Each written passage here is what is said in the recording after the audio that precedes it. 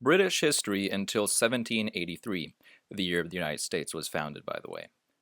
Start off with the Middle Ages because England, rather the Kingdom of England, was founded by the Anglo-Saxons during the Middle Ages. Uh, and Wales, Scotland, and Ireland, by the way, were Celtic at the time and were not included in England, were separate countries entirely, had their own kingdoms perhaps. The Viking invasions, by the way, took place between 793 and 1066 in the Anglo-Saxon period. At one point, even, the King of England was a Danish king who was also the King of Norway. So all of these three, closer to the end of this Viking period, were in a personal union. The Norman invasion of 1066 is very central to British history. That was when William the Conqueror, who was Duke of Normandy, this part of France here, conquered England. The last successful invasion of England, really. England thereafter conquered Wales and Ireland, but never conquered Scotland, though the English had a significant cultural influence over the Scots. By the way, take a look at this map. You'll see that in this period also, the King of England controlled many territories of France. Makes sense because, William the Conqueror, the Norman dynasty, were from France originally. The Magna Carta is this very famous document that I think many people assume to be kind of the constitution of Britain today. It really is no constitution. Britain has no written constitution. But this document, nevertheless, led to the establishment of the Parliament of England. This is English history. Elizabeth I was the very famous monarch of England between 1558 and 1603, a very important period for England at that time. She was daughter of Henry VIII, who was the first Protestant monarch of England, and very famous, of course, for having several wives whom he divorced.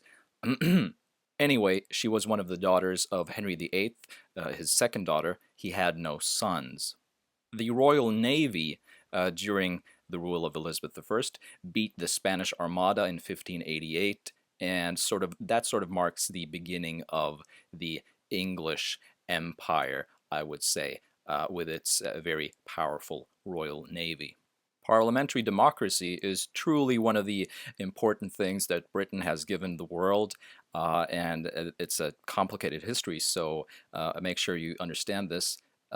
England and Scotland, first of all, came together, as it were, in a personal union when Elizabeth I died and she had no children. Her closest heir was, in fact, her cousin, who was King of Scotland. He was James VI of Scotland and then became James I of England. So that's the personal union of England and Scotland, 1603.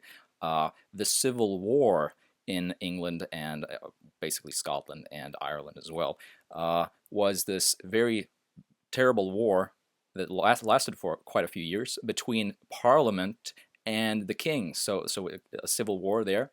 The king ended up being executed, and then England, with Scotland and the rest, became a republic called the Commonwealth at that point. The monarchy, however, was restored in 1660, but the king, a later king, was ousted by Parliament in 1688 in what was called the Glorious Revolution. What happened was Parliament invited the daughter, Mary, of the king and her husband, William, who was Dutch, to become new monarchs, and they, the following year, signed the Bill of Rights, which gave power to Parliament, and that's sort of the initial birth of parliamentary democracy, but it has a more gradual history as well. There were two factions in Parliament, the Whigs and the Tories. The Whigs were more for parliamentary power, while the Tories were more conservative, more allied with the king. Anyway, Robert Walpole became the first prime minister in the 1700s and the first truly parliamentary prime minister, meaning he wasn't appointed by the monarch on the monarch's will alone, but he had support from the majority of Parliament and therefore could become prime minister. And that is what parliamentary democracy is in the world today. English colonialism now. I mentioned this previously. Elizabeth I and the time of her rule is when England became a global power.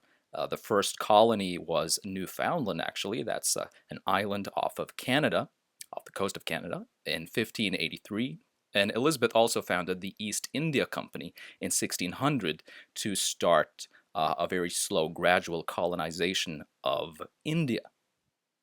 Englishmen settled in America from the early 1600s, so the first major colonies there were Virginia and Massachusetts. Here's a map of the British Empire by 1660, and you'll see that they had territories already at that point on all of the world's continents.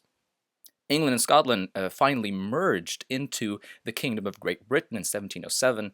From 1603, they were in a personal union. They had the same monarch, but they also had separate parliaments. But in 1707, they merged. You got this flag, and you can start calling them Great Britain or just Britain. And then the Scottish Parliament was disestablished, and the Parliament located in London was the only one. The East India Company conquered more and more of India after 1757, particularly. It was the time of war between France and England, or Britain, I should say, now after 1707. And basically most of the French colonies went to England at that point. The British became major slavers in the 1700s as well, and of course the Atlantic slave trade, and transported slaves particularly to their plantations in the Caribbean. And here's a map of the British Empire at this point in time. The 1700s was also the time of the Great Revolutions. The Industrial Revolution started in England. This was about innovations for mechanizing, spinning, and weaving of textiles. So the textile industry was the first modern industry of the Industrial Revolution.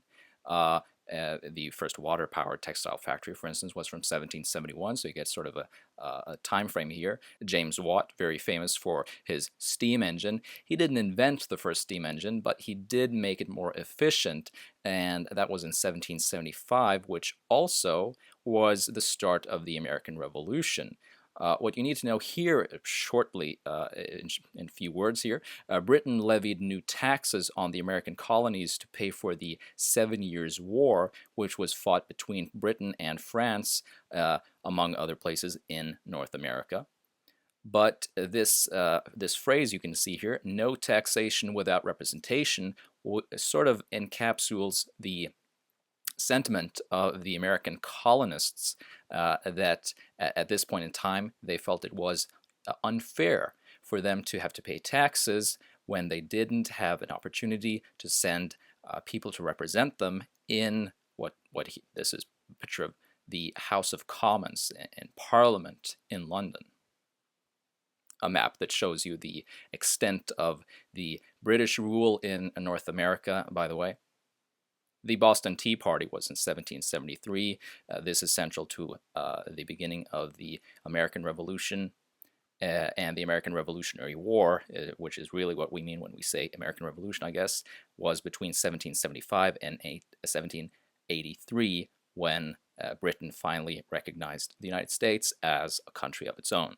Included, of course, these first 13 original English colonies, or / British, after 1707, which became the United States with George Washington as its first president. And thanks for watching. Make sure you catch my next video on modern British history.